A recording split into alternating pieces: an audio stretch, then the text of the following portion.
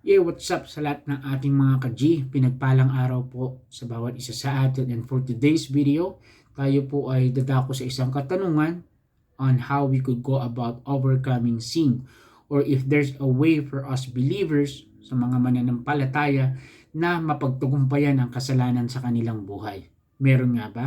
Pero bago po yun, sa ating mga previous videos nakita po natin ang God's grace. Nakita rin po natin at nasagot kung meron nga bang kasalanan ang makakahigit sa biyaya ng Diyos. Wala po. Nakita po natin yan sa book of Romans chapter 5 verse 20, wherein it says, where sin increased, grace increased all the more. Pinagtibay po yan. At nakita po natin dito, or nagkaroon po tayo ng katanungan, if God is the one causing us to sin. Okay? Nakita po natin na hindi. Kung babalikan po natin sa Genesis, kaya po tayo nagkaroon ng separation from God is because of sin. So it means that God hates sins, and yung mga Bible references po na pwede nating makita sa Romans chapter 6 verse 23, Proverbs chapter 61 verse 8, Proverbs chapter 8 verse 13, Psalm chapter 5 verse 5, Zechariah chapter 8 verse 16 to 17, Isaiah 59 chapter 2. Diyan po makikita natin that God doesn't tolerate sin. Okay? God's desire is for believers, for us children of God, to live a life of obedience and holiness. Alright? Makikita po natin yan sa book of 1 Peter chapter 1 verses 13 to 21. Ngayon po, sa ating topic, how to overpower sin. Now, if you are watching this video and wala ka pang relasyon sa Panginoon Diyos, or you don't know yet what we're talking about, ano nga ba yung sin, ano nga ba yung topic, I would highly suggest for you to go over sa mga nakaraan nating video patungkol sa salvation, patungkol sa buhay ni Jesus Christ, patungkol sa biyaya ng Diyos, and may you come into a point na magkaroon ka ng prayer of salvation, natanggapin mo ang Panginoon Diyos bilang Lord and Savior ng iyong buhay. But for us, believers, sa lahat ng mga kapatid natin na may kaugnayan or may relasyon sa Panginoon Diyos or nakakakilala sa Panginoon Diyos, sa ating mga naglilingkod sa Kanya, ito po is very para po sa atin, and I hope and pray na makatulong po ito upang mas mapalawak yung ating understanding, makatulong sa kung paano po tayo kumilos or mamuhay sa pang-araw-araw. How to overpower sin? Or is there a way to overpower sin? Biblical basis po, sa base po sa ating pag-aaral, meron po tayong nakita na kaparaanan. Hindi po sa kaparaanan ng tao. Okay? It is knowing your identity. Knowing our identity. Okay? Hindi po yung identity natin is limited. Hindi po tayo yung identity natin is nababase lamang sa araw. Na during weekdays, ibang tao tayo, or eto tayo. During Saturday and Sundays, eto tayo. Hindi po. Ang gusto ng Panginoon Diyos dito sa knowing our identity, this is 7 times a week, 24/7. Okay? Yun po yung ating makikita. To overpower sin into our life is that we must know, okay, who is our identity. Okay? So, meron na po tayong idea dito sa part na ito. Our identity, to give an answer, is none other than Jesus Christ. None other than we are called the children of God. That is our true identity after accepting the Lord Jesus Christ as our Lord and personal Savior. Okay? Yun po yung ginawa ng the reason why God chose to send His only begotten Son to die on the cross, to restore that relationship so that we can become again the children of His. Right? That's the very purpose. Okay? Pero titingnan po natin dito kung saan nga ba natin nakuha yung ating kasagutan. Knowing our identity as Christ, as children of God. Makikita po natin. 2 Corinthians chapter 2 verse 5 verse 17. Therefore, if Christ is in you, He is a new creation. All things have passed away. The new creation has come. Sinasabi po dito na yung old na ikaw, yung makasalanang ikaw ay hindi na dapat ikaw. Which is, ang Panginoong Diyos na dapat ang namumuhay, ang naghahari sa ating buhay. The moment or that day that you accepted the Lord Jesus Christ as your Lord and Savior, and the day that you were baptized, okay, the old you has nilibing na ang old na ikaw, ang makasalanang ikaw, at ang binangon ng Panginoon Diyos ay yung new, ikaw na bago, ikaw na kanyang anak. Yun po yung nais na pagdibayin po, yun po yung nais ituro sa atin ng knowing our identity, that in every day sa ating pamumuhay, whether we are at work, whether we are at home, whether we are nasa pasyalan with our friends, na mag-reflect kung sino si Jesus Christ sa ating buhay. Na makita ng tao yung kasalamuhan natin, yung kapitbahay natin, yung family members natin, na ang nabubuhay ay hindi ikaw, na hindi na nila nakikita na ito si Michael napakayabang, ito si Michael na makasalanan, ito si Michael na sinungaling. Hindi na. Dapat ang nakikita nila yung pag-ibig ng Diyos. Kung paano namuhay si Jesus Christ. The way you think, the way you talk, the way you work, okay? Minsan hindi kasi natin nababantayan yung mga bagay na yon. The way we think, okay? The way we talk, especially if we are with our friends, okay? Minsan, ang hindi natin nababantayan dyan yung gossip. Okay? When we are with our friends. I'm not saying that masama ang pagkakaroon ng kaibigan. It's just that we admit that there were times na when we are together, minsan napag-uusapan natin is mga tao. Yung mga kamalian nga ng tao napapansin natin, which is very wrong. Okay? Ano pa? Hatred sa puso. Okay? Na nagtatanim ka ng galit sa isang tao. Hindi mo pwedeng sabihin mahal mo ang Diyos na may galit ka sa isang tao. No. Very clear na sinabi ng Panginoon Diyos sa kanyang salita, Luke chapter 6 verse 27. Okay? But to you who are listening, I say, love your enemies and do good to those who hate you. Okay? Sabi sa 35, but love your enemies, do good to them, lend to them without expecting to get anything back. Then you will be children of the Most High. Okay? Your reward will be great. For He is kind to the ungrateful and wicked. Sabi po yan sa salita ng Panginoon Diyos. And God is love. Jesus Christ died on the cross na ihayag yung kanyang pag-ibig. Okay? So yun po yung mga bagay na hindi natin nabibigyang pansin. Boastfulness.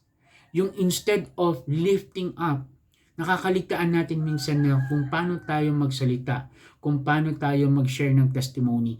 Hindi na glorifying. Okay?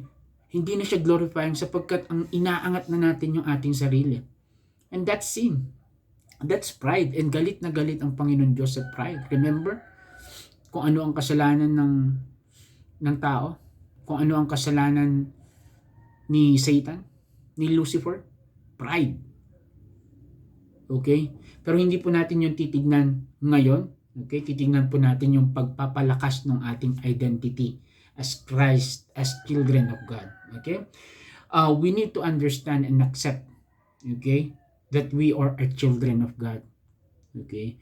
Now, the problem here is that if there's something wrong with the way we accept the Lord Jesus Christ as our Lord and Savior. What I mean by this, ang ibig kong sabihin is that the moment that you accepted the Lord Jesus Christ and surrendered, or the day that you decided to surrender yourself, let's just say, okay, did you fully surrender everything?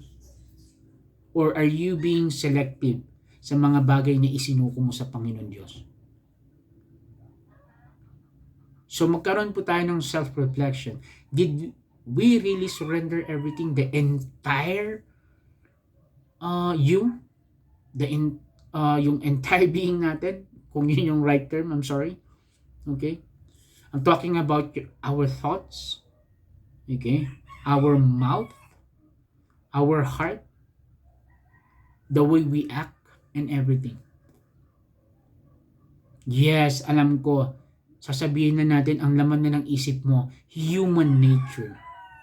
That's what the Lord wants to kill us, to get rid of your mind. Yes, hindi na maaalis yon yung pagiging tao natin, that we are from Adam. Okay, naninuno na galing tayo kay Adam. Okay? But again, pagbabalikan po natin, that's the very purpose why the Lord Jesus Christ. We are dead to sin, okay, nung tayo po ay na kay Adam, but we are alive in Christ. That's the very purpose. So get rid of these negative thoughts telling you that you are only a human who is prone to committing sin. No. No. There's no way. But if you keep on listening to that thoughts of yours telling you na, hanggang ganyan lang yan, magkakasala ka din, then, oo nga no, tao lang ako, tao lang ako at makasalanan, makakagawa ko, then that will reflect. Remember the power of the tongue? No, always remember that the very first, the way that Adam and Eve sinned is because of listening to the serpent. Listening to the serpent. Telling them something that is against or that is kung ano yung taliwas sa kung ano yung sinabi ng Diyos. Right? So get rid of this, brothers and sisters. Na tao ka lang nagkakamali. If you accept the Lord Jesus Christ as your Lord and Savior and you are boasting into yourself to others that you are a believer, that you are a follower, get rid of this saying na tao lang nagkakamali. Yes, you are human in flesh, but you are new creation in Christ. Okay? Yun po yung natin natin. So balikan po natin kung paano natin tinanggap ang Panginoon Diyos. Were there limits? It's like, if for example, if you are to ride a jeep or whatever, sabihin na natin para mas maganda, isang jeep, okay? Isang jeep. Bilang isang pasahero, okay? Hindi ka sasakay at sasabihin mo, ako na pong mag-drive. No, that will never happen. It can never be. Hindi pwedeng pasahero ka and you wanted to do the driving. Hindi po yun. Okay? Let the driver do its job. Let the driver drive you to yung lugar na pupuntahan mo. Let the Lord Jesus Christ control yung buhay mo, yung isip mo, yung puso mo. Let Him. That way we can live in obedience and in holiness, righteousness, for His name's sake, for God's sake. Okay? What are biblical principles na pwede nating makita? We had 3. We are new creation. Okay? Again, Bible verse natin dyan, 2 Corinthians chapter 5, verse 17. By the way, doon sa ating we need to understand and accept that we are a children of God. I would just like to highlight something in here sa Romans chapter 8 verse 14. I believe. Because those who are led by the Spirit of God are sons of God. Okay? Verse 15. For you did not receive a spirit that makes you a slave again to fear, but you received the spirit of sonship, and by Him we cry, Abba, Father. The Spirit Himself testifies with our spirit that we are God's children. Okay, napakalinaw po. And that we are His children, and we are heirs or heirs of God and co-heirs with Christ. If indeed we share in His sufferings, in order that we may also share in His glory. So malinaw po na sinabi yan sa Romans chapter 8 verse verses 14 to 17 po yon. Now, just want to check yung 1 Peter chapter 4. Sa Tagalog ko na lang po babasahin. Sa paraang ito ay binigyan niya tayo ng mga dakila at napakahalagang pangako upang makaiwas kayo sa nakasisirang pagnanasa sa sanlibutang ito at upang makabahagi tayo sa kanyang likas bilang Diyos.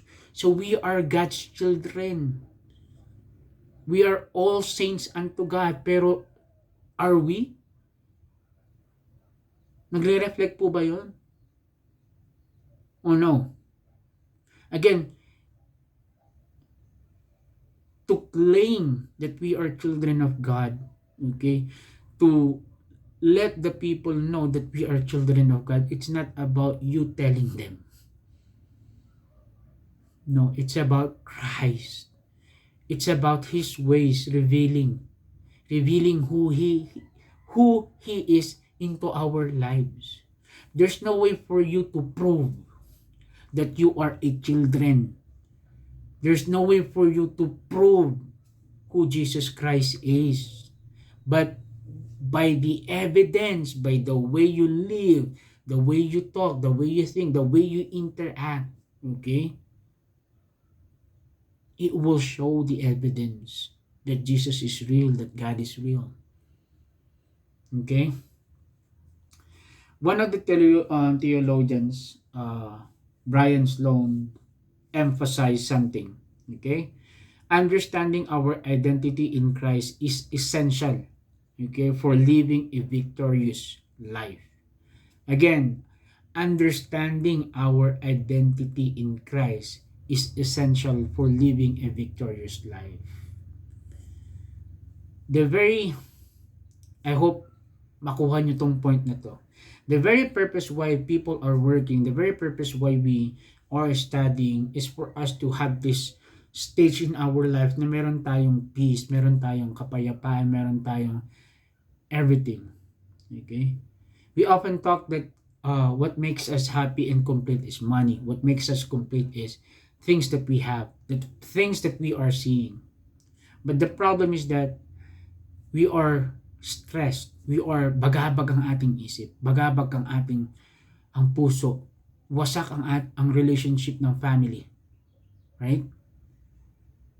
I mean, walang contentment. We often hear this message, Matthew chapter 6 verse 33, that if you are to seek the kingdom of God, all these things shall be added unto you. Okay? Minsan, nami-misinterpret kasi yung context ng message na it talks about material things. Okay? Let's just say yes. Okay? Kasama na rin doon. Pero the kingdom of God is you. That if you are to prioritize who Jesus Christ in your life, that it will bring forth peace and joy and righteousness into your life. Okay? I hope you get the same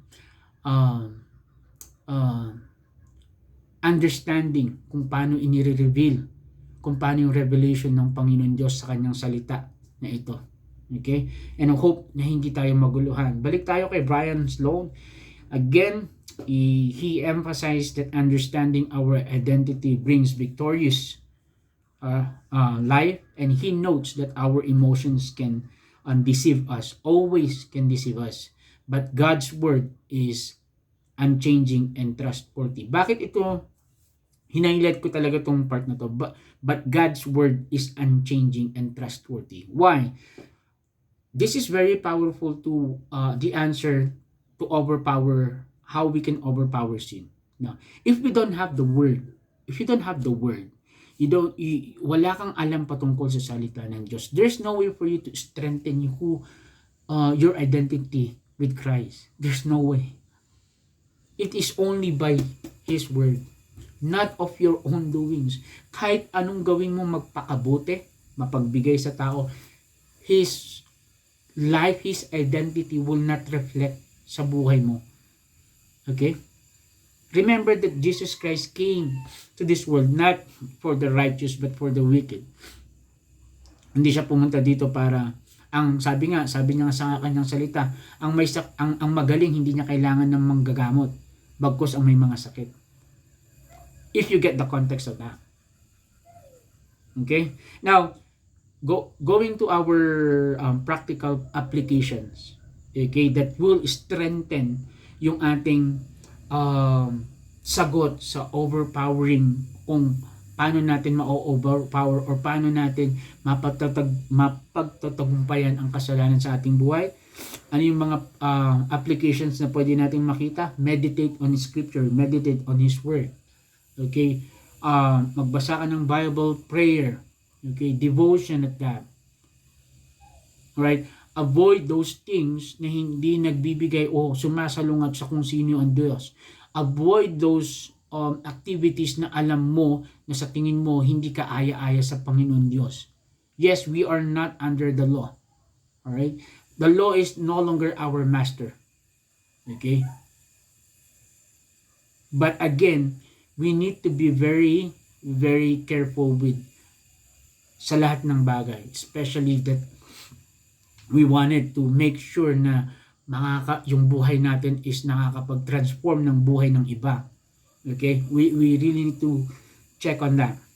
Pangalawa, replace lies with truth. Paano natin ito magagawa? Combat your negative thoughts with scriptures, with verses. That's why it is very important na may kabisado ka ng mga messages, ng mga verses, Bible verses. Because in those times that you are down, that you are disturbed, that you are problematic and all, sabihin na natin nasa negative situation, if you have the Word of God, it will definitely help you. It will definitely give you peace and calm you down. Okay, that's how powerful the Word of God is. Okay? Lastly, rely on the Holy Spirit. Rely on the Holy Spirit of the Lord Jesus Christ given to you the moment that you accepted and you were baptized. Okay? Let Him do the work. Let Him control of your life. Okay? Depend on the Holy Spirit for guidance and strength to live out your identity in Christ. Okay? Now, itong mga applications na to, mababantayan natin to, masasagawa natin to if mapagtatanggumpayan natin yung tinatawag nating mga trespasses. Okay, because the problem here, before tayo magtapos, as believers, tayong mga tumanggap sa Panginoon Diyos, tayong mga naglilingkod sa Panginoon Diyos, name it, okay? We often focus on overt sins, okay? Mga hayag na kasalanan. But there are subtle trespasses that can creep into our lives, hindering our relationship with God and our witness to others. So it's very, very, very important that we are aware of this. Okay, our subtle trespasses.